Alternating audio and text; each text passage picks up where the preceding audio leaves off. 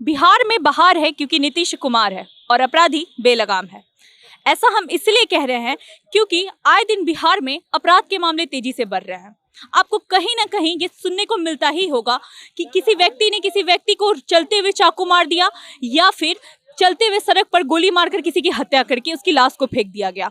तो अपराध के मामले इस तरह तेजी से बढ़ रहे हैं कि अगर इसे पहले के जंगल राज से जोड़ा जाए तो ये कहीं से भी गलत नहीं होगा।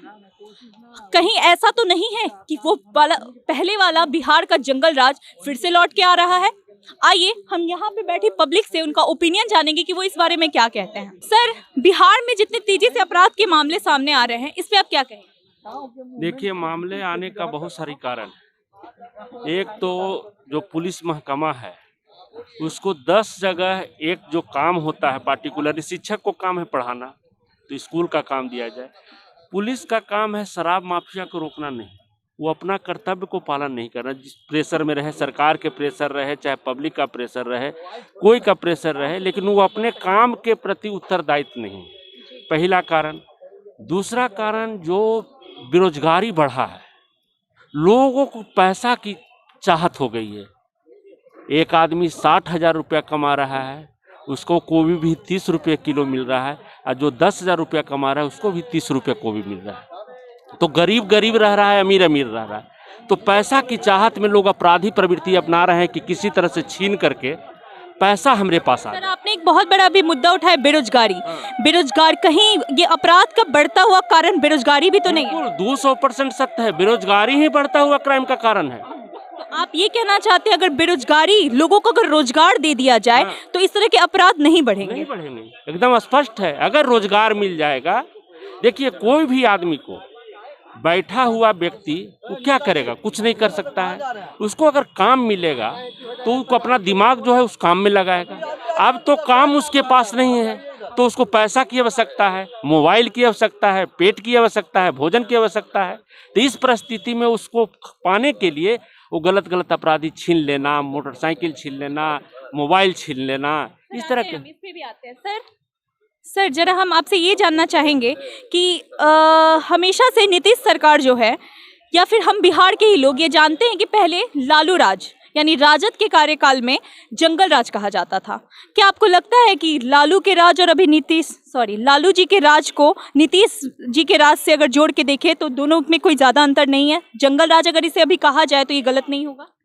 दोनों की परिस्थितियां अलग अलग थी। अगर उस समय के दौर को देखेंगे और अभी के दौर को देखेंगे तो उसमें कुछ बदलाव आए हैं।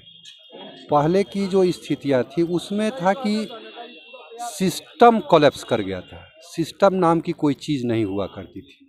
सिस्टम, जब कोई गया क्राइम हुआ और लोग चले जाते थे, क्राइम करके इजी गोइंग से निकल जाया करते थे। या उस समय कुछ तथाकथित लोग हुआ करते थे जिनसे ये खौफ था कि इस तरह के व्यक्ति है। उसमें कुछ चेंजेज आए इनके सरकार में और सिस्टम की कुछ हद तक पालन भी किया गया। लेकिन धीरे धीरे जो बातें हुई, बेरोजगारी की जो बातें, चूँकि यूथ को तो काम चाहिए, यूथ को काम मिल नहीं रहा, यूथ रोजगार के लिए भटक रहा है। तो जब तक सरकार के पास ये पॉलिसी तय नहीं होगी कि यूथ के लिए क्या करना है, केवल आप सुशासन की बात करके, आप केवल कुछ चीज़ों को बता करके, स्टार्टअप की चीज़ों या जो भी आप रोड मैप बनाते, उन चीज़ों को केवल दिखा के बेरोजगारी को आप दूर नहीं कर सकते हैं। उसके लिए ग्राउंड लेवल पर सरकार को काम करना पड़ेगा, और जब तक उस पर ग्राउंड लेवल पर काम नहीं होगा तब इस तरह की घटनाएं होती रहेगी और क्राइम पर कोई रोक नहीं लग सकता है। सर, ये तो हम कह रहे हैं कि अपराध में, आपका क्या कहना है इस अपराध को लेकर के कि क्या बिहार की जनता सुरक्षित है? बिहार में बिहार की जनता सुरक्षित तो है ही, सुरक्षा में कोई प्रॉब्लम्स नहीं है। प्रॉब्लम्स यहाँ जो हमने आपको बताया कि प्रॉब्लम्स बेरोजगारी है, और जब आदमी रोजगार से नहीं जुड़ा होता है तो कुछ न कुछ अपनी एक्टिविटीज़ के लिए कोई न कोई कार्य तो करेगा ही। अगर आप पहले कुछ दिन, आपकी उम्र कम है, अगर आप 30-40 साल पहले जाइएगा तो गांव में लोगों को कहता था क्या कर रहा है, तो खेती कर रहा है, काहे पढ़ा नहीं। तो वो ट्रेडिशन था। अब वो ट्रेडिशन बदल गया है।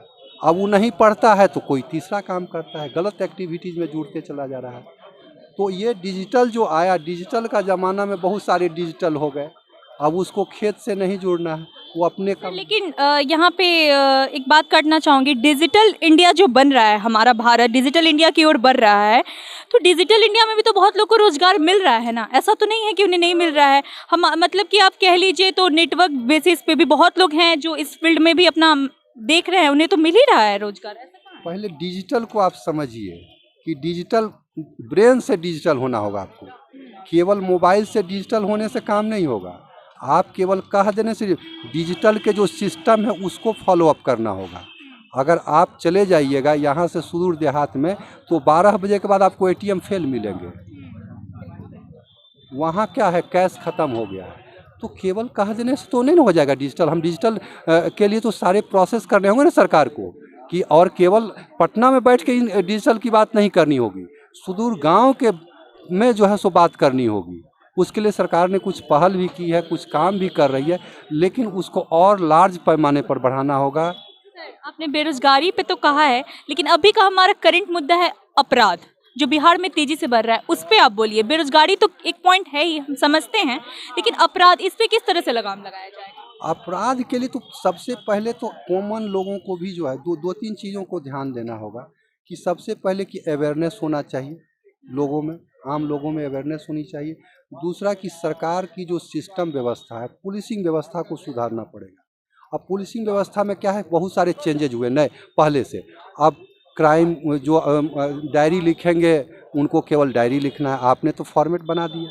लेकिन अब उनको क्या कर रहे हैं कि उनको एक ही साथ दोनों काम कर रहे हैं कि आपको लॉ एंड ऑर्डर भी काम करना है और केसों का भी निष्पादन करना है।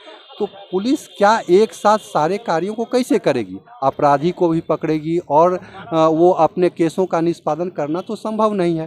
तो आप अगर इस ढंग से पुलिसिंग की व्यवस्था करेंगे तब तो अपराध नहीं होगा, मैंने सुधरेगा नहीं।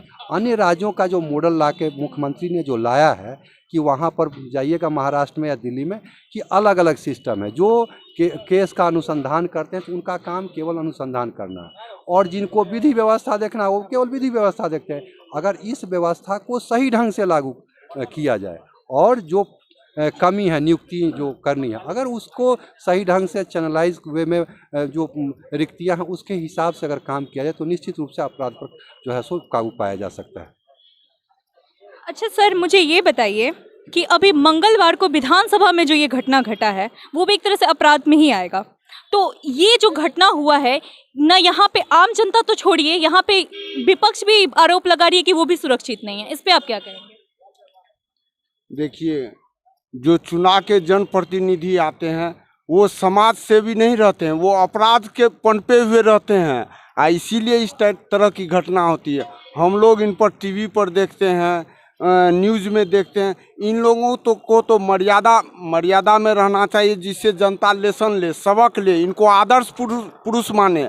लेकिन ये लोग आते हैं छुटभइये टाइप के, जो चौक पर चौराहे पर गुंडागर्दी करते हैं, यही टाइप के ज़्यादा जनप्रतिनिधि हैं। और जो ज़्यादा पैसा खर्च करके आते हैं वही टाइप के आदमी हैं।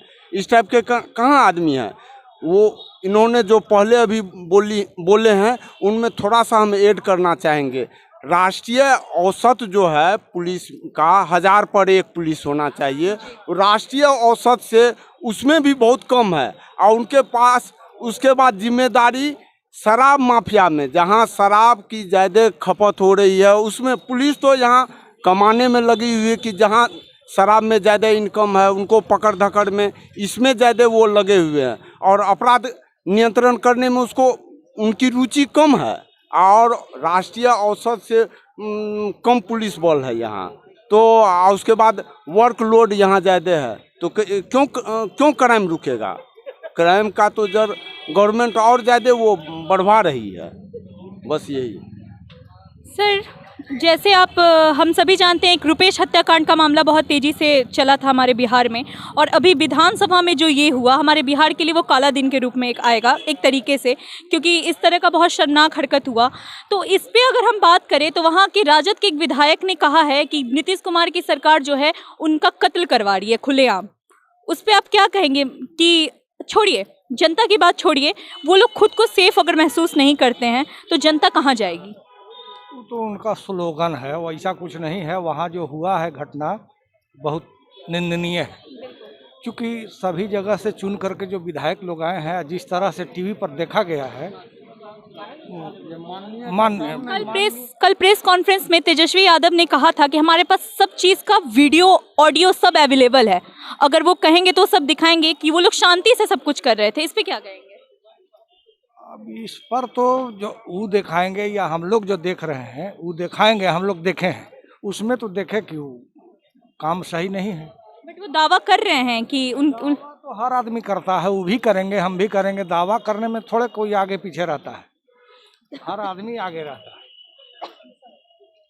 तो सर ये बताइए, आपके हिसाब से अगर हम आपसे आपकी राय जाने तो आपको क्या लगता है इसमें किसकी दोष है? पुलिस को इस तरह का काम करना चाहिए था, लाठीचार्ज ये सब जो भी हुआ, या फिर ये सारा एक खेल खेला गया है, पॉलिटिकल खेल है? देखिए, पुलिस तो बाद में न है, पहले व्यवस्था वहाँ कैसे बिगड़ी इस पर चर्चा होना चाहिए। जहाँ व्यवस्था व्यवस्थित रहेगा वहाँ पुलिस का कोई नाम ही नहीं है। तो व्यवस्था तो ये लोग स्वयं जैसे कि बिगाड़ दिए वहाँ, उसके बाद जो है पुलिस तो बाद में न आएगी। जब व्यवस्था यहाँ सही है तो यहाँ की पुलिस क्या करेगी? तो वहाँ तो वही लोग व्यवस्था को जैसे कि उस तरह के लायक बना दिए, इसमें पुलिस जैसे कि कार्रवाई की, और उसको कार्रवाई तो करना है। पुलिस यहाँ भी है, जो आदेश मिलेगा उस तो करेगी।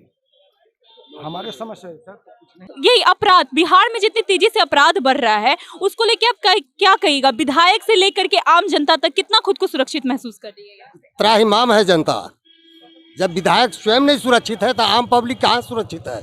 दिन दहाड़े हत्या हो जा रहा है, रुपेश हत्याकांड, उसके बाद जब जबरन किसी निर्दोष को पकड़ के लाया जा रहा है, उसके साथ में उसका पत्नी को उठा के ला रहा है और कहता है कि तुम एक गछ हो, नहीं तो तुम्हारी पत्नी है। हमने देखा था टीवी पर, और चीर हरण जैसे होता है उस तरह से दिखाता है। क्या उसका पति नहीं गछेगा उसा?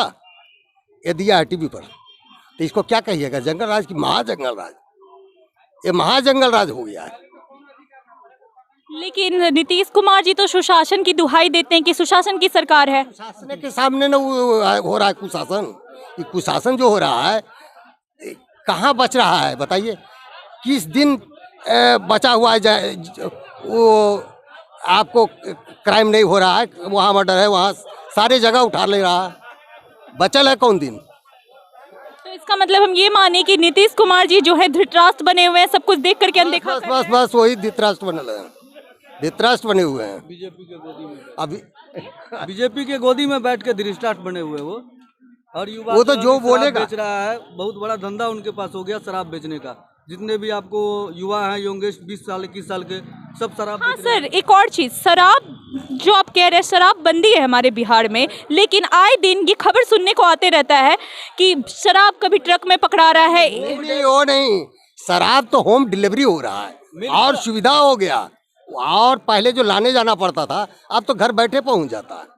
दूध का अगर डिलीवरी नहीं होगा उतना फास्ट, जितना फास्ट डिलीवरी है शराब का बिहार में, ये सुशासन कोई सुशासन बाबू नहीं है। पुलिस प्रशासन का कमाई भी बढ़ गया है। और आप बीजेपी के शासन में, ये बीजेपी के गोदी में बैठ के खेल खेल रहे हैं। इनके पास है क्या? कुछ भी नहीं है इनके पास में। जैसे वो बोलेगा उसे चलना होगा। आज हमारे लोकतंत्र का इतना बड़ा हत्या हुआ, विधायक को पीटा गया, ये क्या करेंगे कल के डेट में विधायक बनके? तो आपने बिहार की जनता की राय सुन ली कि अपराध को लेकर के इनका क्या सोचना है। ये लोग कहीं से भी नीतीश कुमार की सरकार को सुशासन की सरकार मानने को तैयार नहीं है। इनका कहना है कि जंगल राज नहीं है, महाजंगल राज है, और अब की जनता पहले के जंगल राज से ज्यादा यहाँ पे असुरक्षित महसूस कर रही है। आज की खबर में फिलहाल इतना ही। मैं हूँ अपराजिता और कैमरे के पीछे हैं प्रत्युष सिंह। धन्यवाद।